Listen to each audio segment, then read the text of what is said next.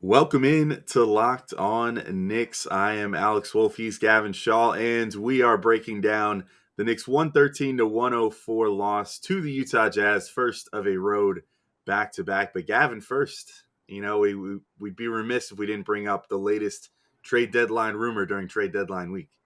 There's some notion that the Knicks might be in on the CJ McCollum sweepstakes, so we will talk about that. Big nights for Mitchell Robinson and Julius Randle, and the Knicks, despite a big third quarter run, unable to finish off a comeback effort against the Utah Jazz. All that and more right now on Locked On Knicks.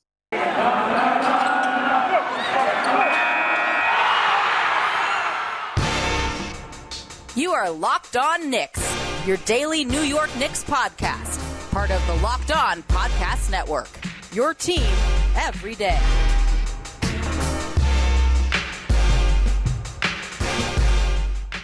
Hey, what's up, guys? So, important note before we start this episode, Alex and I spent basically the entirety of the first segment talking about a hypothetical CJ McCollum trade to the Knicks, only for us to find out the second we stopped recording that CJ had been dealt to the New Orleans Pelicans. So we talked it over a little bit. We decided that we were going to keep that segment in the pod because it kind of functions as a greater philosophical conversation about whether or not the Knicks will ultimately decide to make a move for a big name player and whether they should try to make a move for a big name player before Thursday's deadline. But if you're not interested in a conversation that is now admittedly somewhat moot, you can fast forward to the 12-minute mark where we start talking about Mitchell Robinson's career night. But we appreciate you all tuning in. And without further ado, here is today's edition of Locked On Knicks. All right, welcome in to Locked On Knicks. We wanted to thank you guys for making Locked On Knicks your first listen every day, whether it's on your favorite podcast platform or now on YouTube, where we crossed that magical 1,000 subscriber mark now. Thank you all who went on and subscribed to us there. And certainly, if you haven't checked it out yet, feel free to if you want to see our beautiful smiling faces every day. Today's episode is brought to you by BetOnline. BetOnline has you covered this season with more props, odds, and lines than ever before. BetOnline, where the game starts. I'm Alex Wolf. I'm editor-in-chief and Knicks The Strickland, which you can find at thestrick.land. He is Gavin Shaw, your favorite play-by-play broadcaster's favorite play-by-play broadcaster. And today, he's your favorite trade news presenter's favorite trade news presenter. Gavin, there was a little rumor flying around yesterday about the Knicks and one CJ McCollum.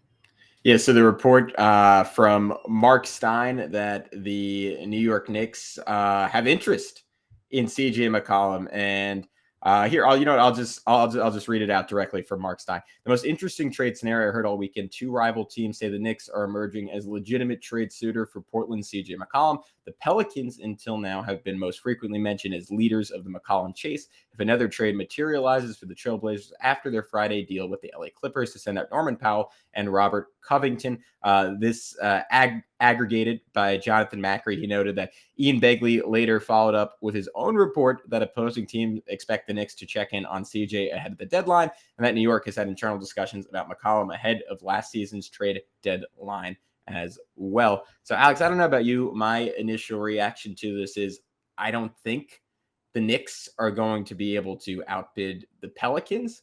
And I think you and I were having this discussion a little bit before the show. What would ultimately be the motivation for New York to go get CJ McCollum, given the trajectory of this season and the general state of the franchise?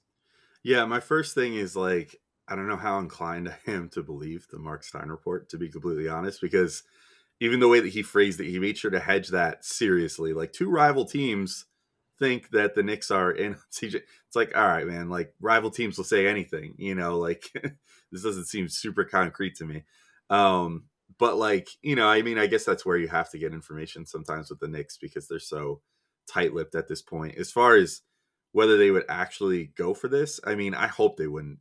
I think that I finally reached the point where I'm ready for the Knicks to fully be sellers. And I don't mean that in a scorched earth sense, by no means should they be taking calls on RJ Barrett, for example.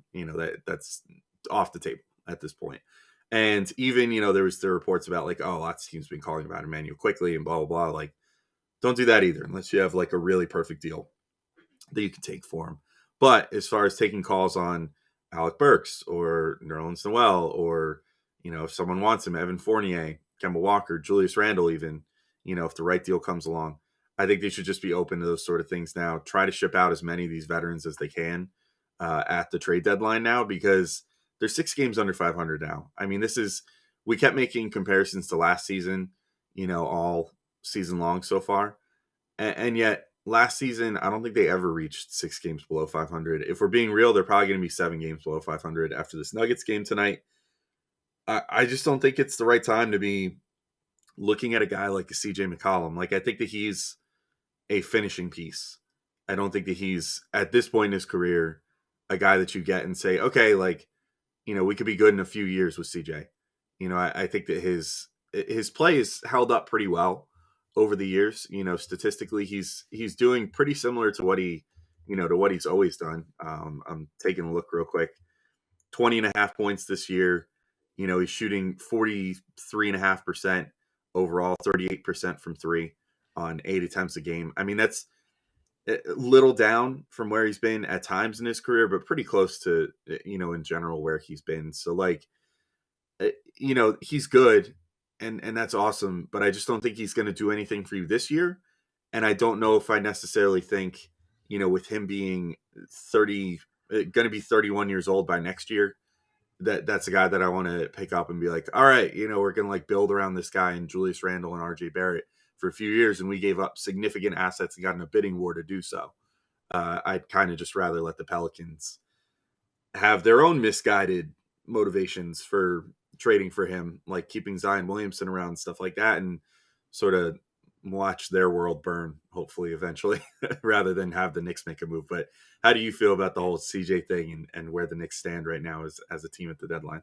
Yeah, I think I have similar inclinations to you. I guess if I was playing devil's advocate, the counter argument would be is like, we know the Knicks there's no scenario where they're entering into a multi-year tank job and trying to like fully build through the draft and just completely focus on the younger guys on the team. And then once they, like, after years and years more of sucking, then they'll go get the CJ McCollum when they're perfectly suited to add someone like that. Like, I mean, that's basically what the Phoenix Suns path was with Chris Paul. And I don't think there's any appetite for that in New York, given that we've already sort of had 2 decades of dipping a toe in those waters and then not fully committing. And I mean, that's been an oft discussed topic on this podcast, so I don't want to beat that to death. But the point is, the Knicks have aspirations of being competitive at the very least as soon as possible. And CJ, I think, at a relatively low price, depending on what you have to do to beat out the Pelicans, offers you that. But if the trade is, I don't know, 2 first-round picks and then Obi Toppin and Emmanuel Quickley, like, I would be surprised if the Knicks front office that like didn't really appeal to them. You go into next season with a starting lineup of CJ McCollum, Quentin Grimes, RJ Barrett, Julius Randle, Mitchell Robinson. That looks like a pretty competitive group. That looks like a mid-tier Eastern Conference playoff team. And honestly, I think that is what New York's front office is striving to be. I don't think they're striving to build the team with the highest possible ceiling. I don't think they're striving to fall apart. I think they're striving to be good and then figuring out a way from there to find the superstar piece. And CJ, part of the appeal is he gives you that contract that you could potentially deal for a superstar in addition to a whole bunch of other assets. And if RJ Barrett continues on his current trajectory, maybe he's the centerpiece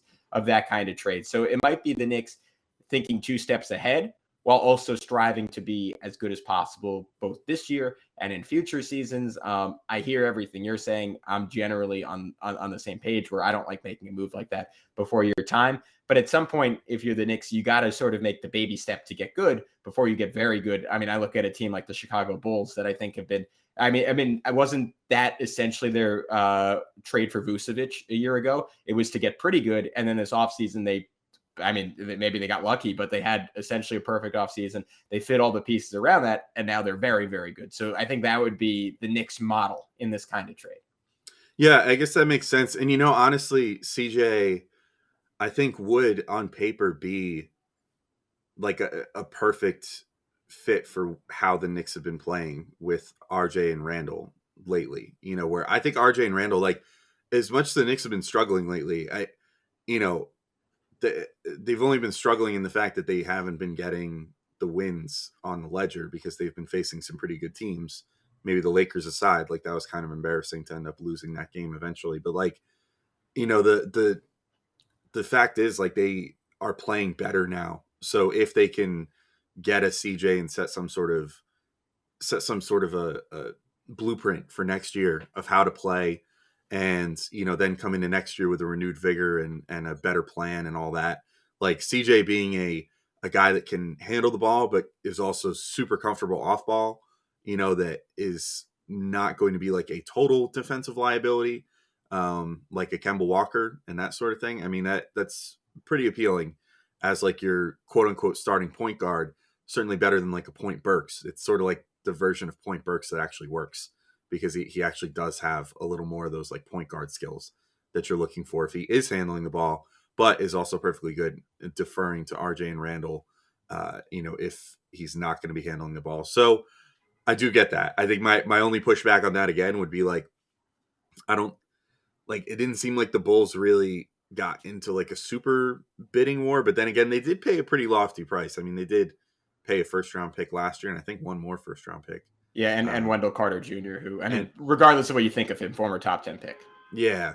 So I guess I'm just like where I'm sitting, I'd probably rather just sit it out. But yeah, you actually made a good point there. I think your devil's advocate argument, even if you were still leaning towards the other side, did a pretty good job of framing it for me. Like I would consider it. I think that I'd still have my reservations, but if they did it and it wasn't for like the whole farm, I wouldn't feel the worst about it. But I think that we should probably come back and talk about Mitchell Robinson, because these trade rumors, they're fun, they're exciting, but Mitchell Robinson did just have probably the best night of his career. But I want to just let everybody know that this episode is brought to you by TurboTax. First, people think unusual circumstances mean complicated taxes, but for TurboTax Live experts, that's what makes things interesting. We all have unique lives, whether you're invested in crypto for the first time this year, whether you own an up-and-coming small business, or you're raising rambunctious twins. Luckily, TurboTax Live has experts who can answer your tax questions, walk you through the whole process, and do your taxes for you from start to finish. They help you with every deduction you deserve, no matter your unique situation.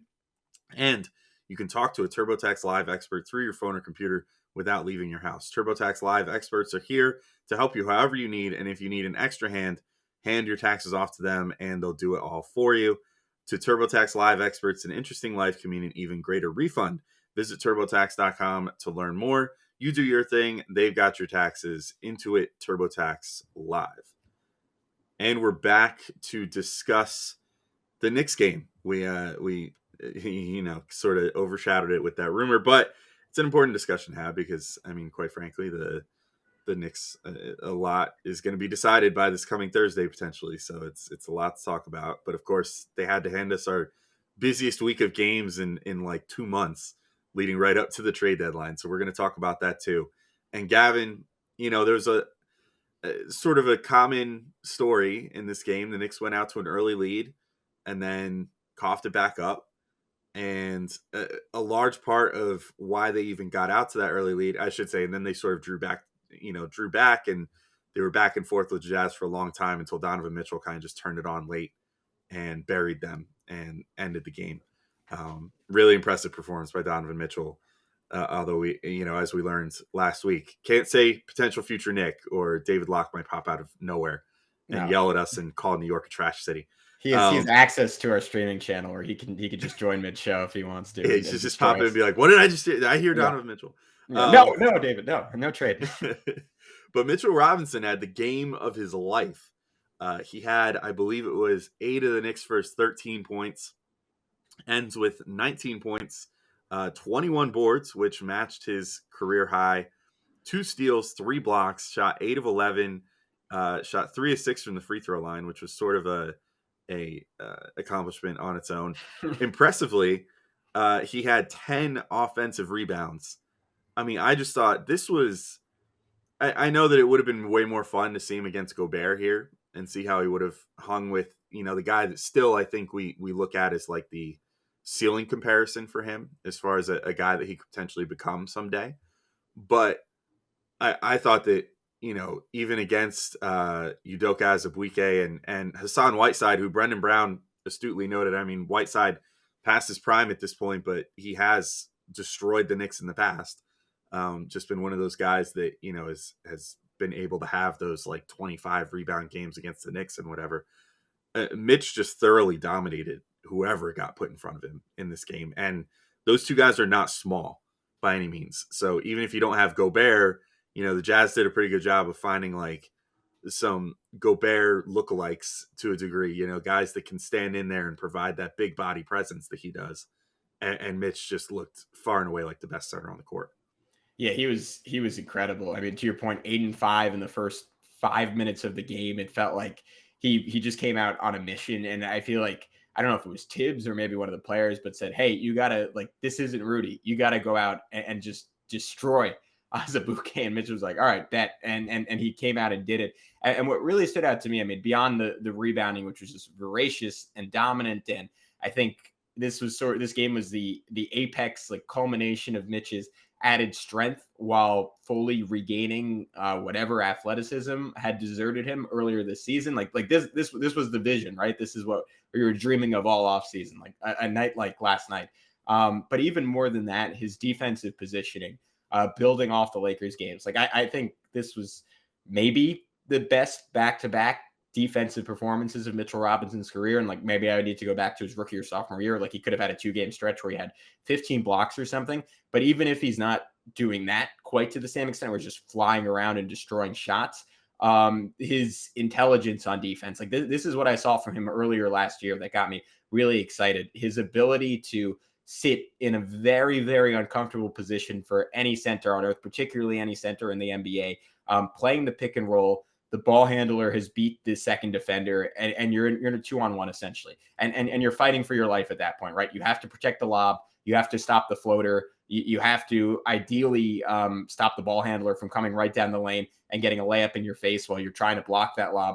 And Mitch, I mean, it's a dance. And I think it's one that Mitch played perfectly, like, over and over again. He just engulfed drivers. Like, there was a play where Royce O'Neal looked like he was going to have a wide open layup, and Mitch just flashed in out of nowhere. And O'Neal just kind of like panicked and threw it away to no one.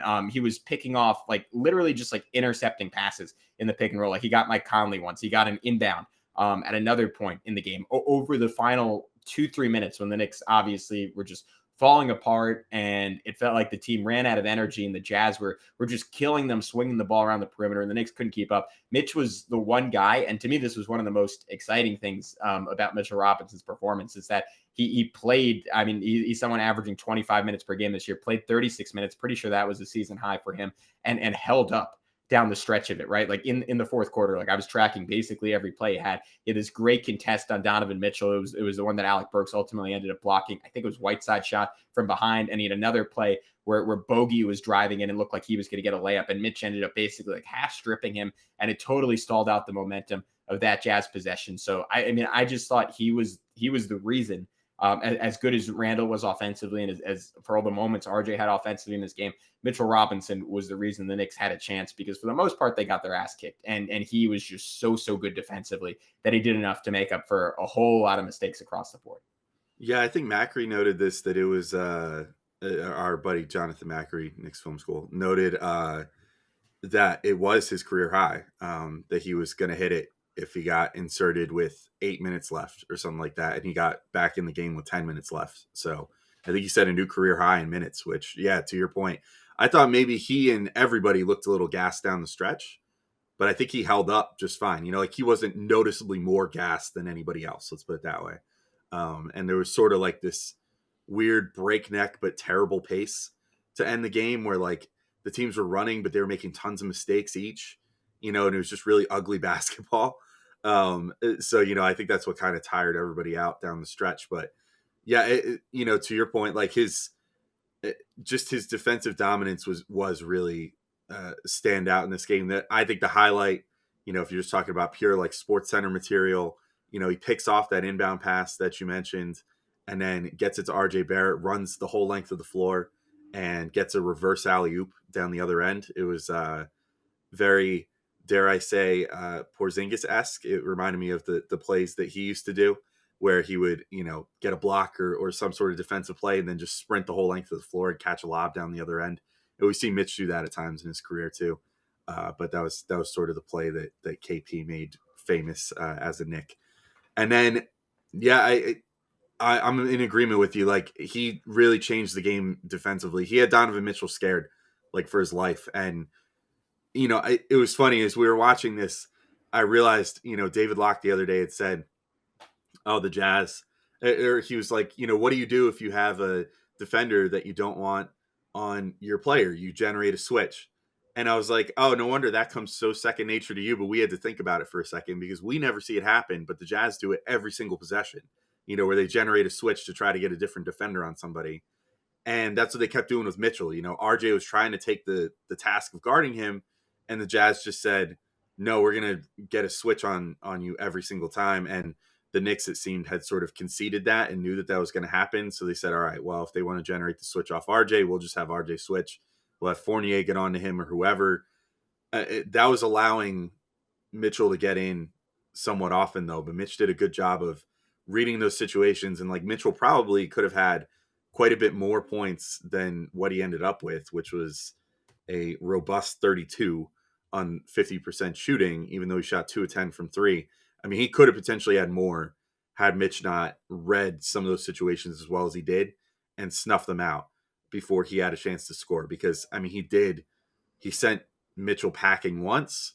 And I think that after that, he was pretty afraid of the general Mitch experience around the rim. And so was the whole rest of the team, because why wouldn't you be? I mean, Mitch, when he's at his best, is really, really intimidating around the rim there. And he was definitely at his best during this game. Yeah, no doubt. He was pretty incredible. And I mean, to me, and maybe this is something we can talk about in just a sec, Alex, but I'm wondering where the Knicks are at internally in terms of giving Mitchell Robinson an extension. And I'm curious where Mitchell Robinson's market is going for this summer, because that was one conversation over the first 40 or so games of the year. And then over the last 20, it's looking like a completely different one. And right now, if I'm the New York Knicks, I'm kind of thinking Quentin Grimes, RJ Barrett, Mitchell Robinson. It feels weird not to include Emmanuel Quickly or Obi Toppin in there. Like you still can for sure. I mean, Quickly especially. But it feels like the Knicks are starting to like have 3 defined building blocks. Like those are 3 guys I could see in your starting lineup for the next 5 to 10 years. What are they willing to do to keep that together? We can talk about that a little bit. And we'll also talk about Julius Randle, who had another fantastic night, back-to-back 30 performances for him. Next on Locked On Knicks. But first, I want to remind everyone, BetOnline has you covered this season with more props, odds, and lines than ever before as football continues its march through the playoffs, right to the big game in a couple of weeks. BetOnline.net remains the best spot for all your sports scores, podcasts, and news this season. And it's not just football. BetOnline is up-to-the-minute info on pro and college hoops, NHL, boxing, UFC, along with live real-time updates of current games. So don't wait to take advantage of all the new amazing offers available for the 2022 season. Bet-Online, where the game starts. All right, we are back. Third and final segment on Locked On Knicks. And we wanted to remind you guys that we have our NBA trade deadline show coming up. It's Thursday, February 10th. It starts at 3 p.m. ET. And the Locked On NBA podcast will be covering it live from 2 to 4 p.m. You can join Kim Becker, John Corrales, and Locked On Fantasy Basketball host Josh Lloyd to get analysis of every blockbuster move, and potentially us, especially if the Knicks make a CJ McCollum trade. We will probably feature heavily on that live show, so certainly check it out. All you have to do to remember is to subscribe to the Locked On NBA YouTube and turn your notifications on so you know when they go live. Whether or not the Knicks make a trade, it feels like, Alex, they're finding something with at least with those 3 guys. I mean, Grimes, RJ, and Mitch, the way they've emerged. And I think there's a clear like fit with those 3, right? Grimes is like your 3-and-D plus guy, and he looks like he's shaping up to be one of the better examples of that archetype of player. Recently drafted, like someone who could be genuinely elite in both those categories and offer a little bit more. RJ, we can maybe wrap up with this and talk a bit more about him. But even though he shot pretty terribly against the Jazz, I was encouraged by his night, and I really do think he's turning a corner, if not towards stardom, to something just below that.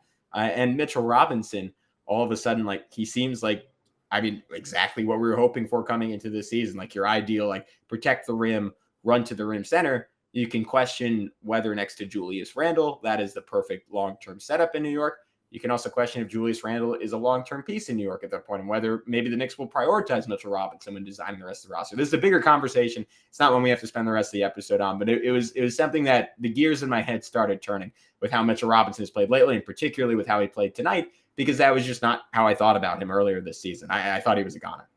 Yeah, I'm with you. I was starting to feel that way too, and it was unfortunate because, like, he was definitely. I mean, I know that some of it was the conditioning, but he was. I don't know if he was, confused in his role or just straight up dogging it. But I mean, it seemed like at a certain point the conditioning was back, but the effort wasn't quite there. And then lately, now we've seen this switch flip where like it's like everything is clicking now, and it's almost like when you talk about how like a shooter plays better when they're seeing the ball go through the hoop.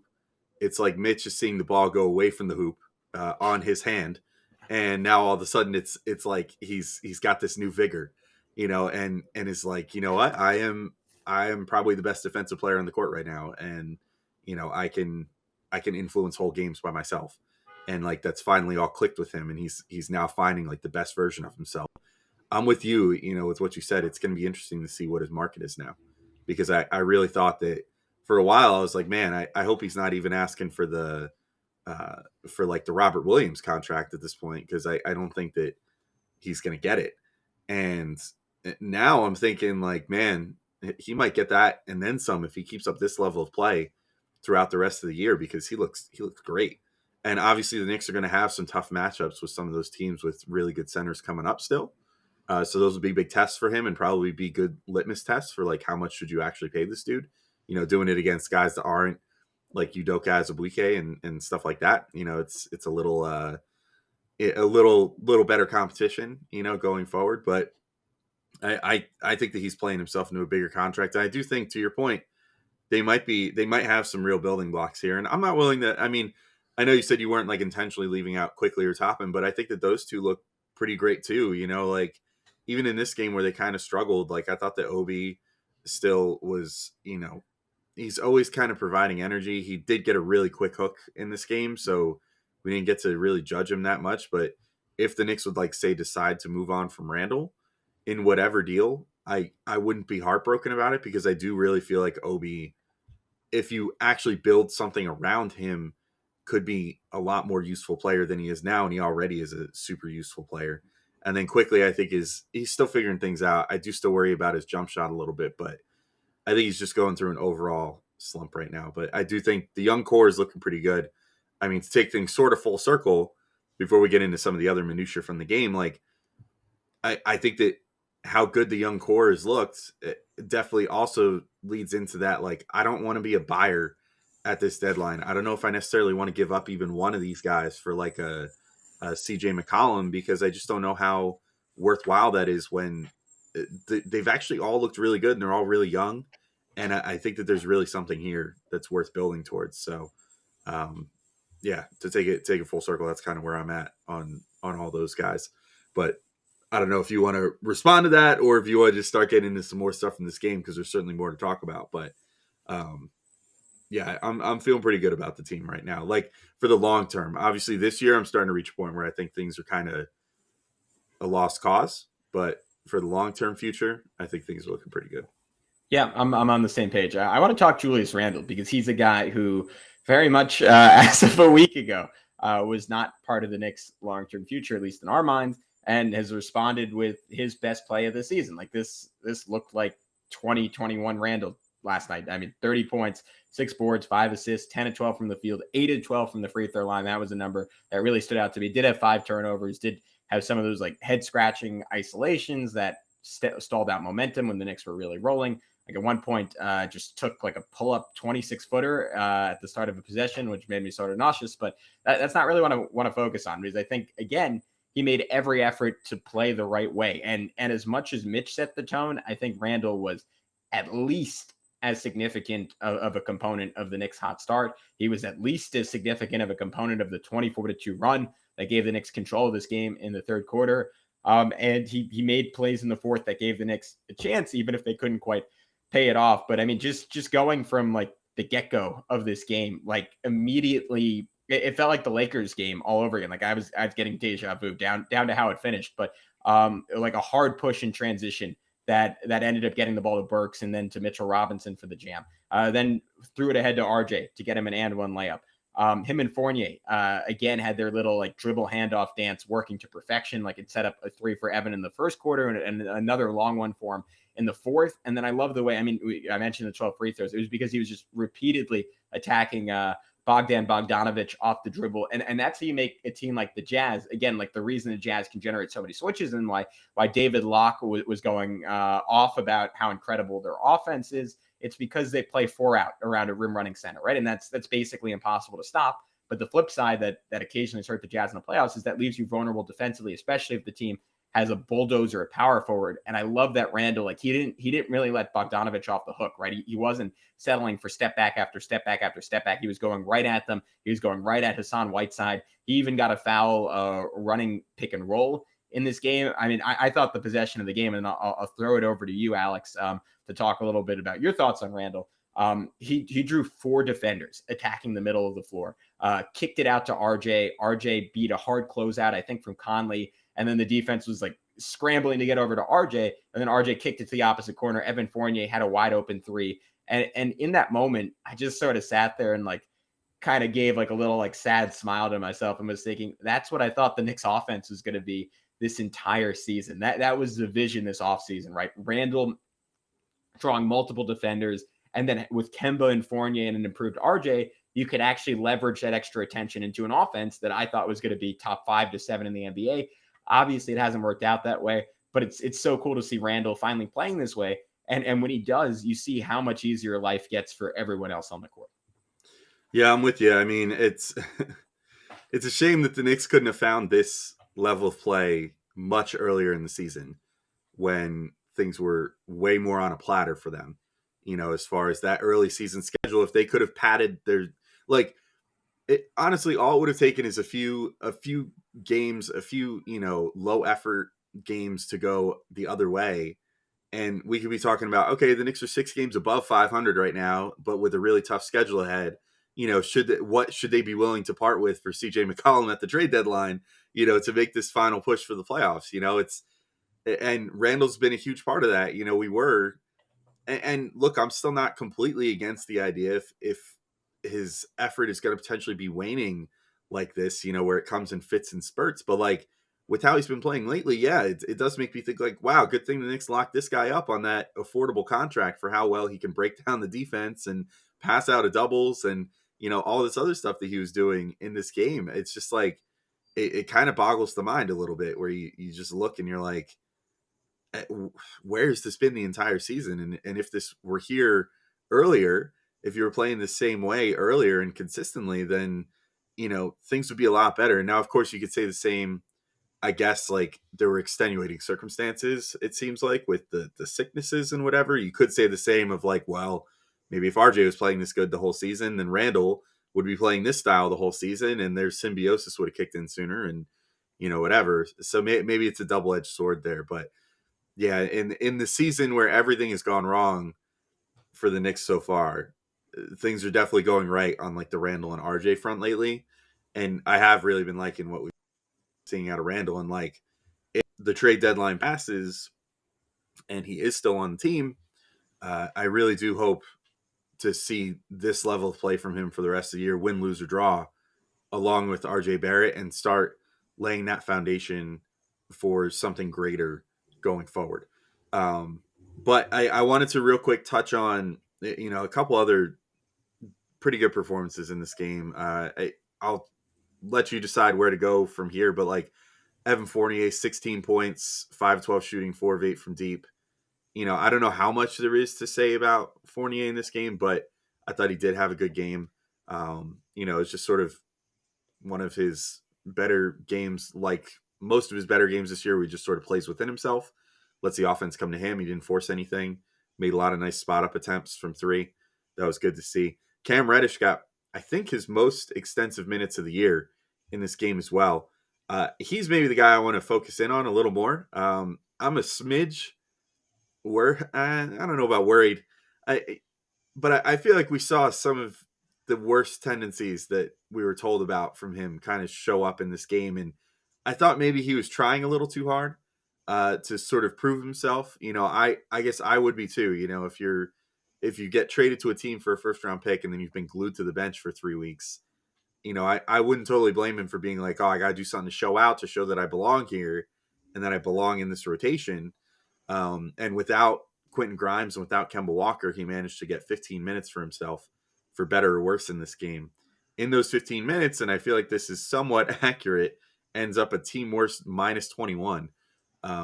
Emmanuel quickly joined him with a minus 20. I really didn't think that bench unit performed well in this game at all. And you could tack some of that on Nerlens Noel too, who I thought was a huge step down from Mitch in this game. But Reddish's minutes were not super impressive. I thought the shot selection was really questionable. He was taking weird mid-range shots that you just kind of wanted to be like, dude, you don't need to take that shot. Like, work the ball a little bit. Like, don't take that. You're not Julius Randle. Like, you're not going to take ISO mid-rangers because you're not good enough to do that. Had a 3-pointer that I think it was the 3 that was the air ball, or was it the? Yeah. That was one of the worst air balls I've ever seen in an NBA game. It was an Obi air ball because it was both like not going to hit the rim even if it was straight on, but it was like 4 feet to the left as well. Yeah, really icky shot there. And he had a couple, he had the right idea on a few possessions. Like, he got to the rim a couple times, drew 4 free throws, made all 4 of them. That's great to see. I mean, that's certainly something that the Knicks need right now. But yeah, it was question. He had a pretty good defensive sequence too, I thought, and then promptly had it stripped from him and had a turnover. But like it was like some ball denial up at the top of the 3-point line, and managed to keep the pass away, and then they tried to reset and get it back again, and Reddish just pokes it away, gets out in transition, but then got stripped and had it bounce off his leg. I'm struck. Oh, I think it was Clarkson that he was guarding right there, and Clarkson tracks him down, and then he wasn't paying close enough attention to his man trailing behind him and got stripped and had it bounced off his leg going the other way, and then lost the ball right back. So it's sort of like the best and worst of what he had to offer on the night right there, encapsulated in one possession. But how did you feel about Cam Reddish's first extended run as a Knick? I've seen pretty much everyone like really not like how he played. I was honestly okay with it. I thought he didn't take like too many shots that made me cringe. Like the results made me cringe, but I thought his process was pretty good. Him and RJ showed off pretty nice chemistry. Like I thought, honestly, like RJ, like maybe his best pass of the game was when it was like a pretty cool set drawn up by Tom Thibodeau. He had a dribble handoff that he got from Emmanuel quickly, and then Nerlens Noel came up to set a screen for him. And then RJ at that point had drawn maybe 3 defenders and just on a dime, like swung it cross court to Reddish. Reddish missed the 3. But again, good, I guess, positioning for Reddish or whatever there. Maybe that was more about RJ than Reddish. But again, Reddish had some good moments. Like another play where RJ drove to the basket, Reddish like playing right off him, just ducked in, and RJ like kind of gave him a little shimmy pass, got a little floater. To your point, like one of those sets of free throws was earned by like this really nice crossover. And when you see Reddish at 6'8", like with just such a tight handle, you see the vision. You see why this guy was a top 3 recruit. You see why he was a top 10 pick. You see why at points the Hawks were really, really high on him. Like there's some real talent there. It's just organizing in the right way. And then even towards the end of the game, he had this really nice backdoor pass to Mitchell Robinson, and Mitch blew the layup. Brendan Brown was getting on Reddish for not making it a lob, but I thought the way he threw the pass was like kind of the only way you could get it through and get it there on time. I thought it was a great look. So at 6'8", he has that ability to see over the top of a defense. By and large, I was encouraged by Cam Reddish. I think it was a case of a guy trying really, really hard to make a good impression, who wasn't getting a lot of time previously. I want to keep seeing him play. Maybe at some point, if all that stuff continues, I'll just kind of be disgusted by it. But I thought some good flashes for him.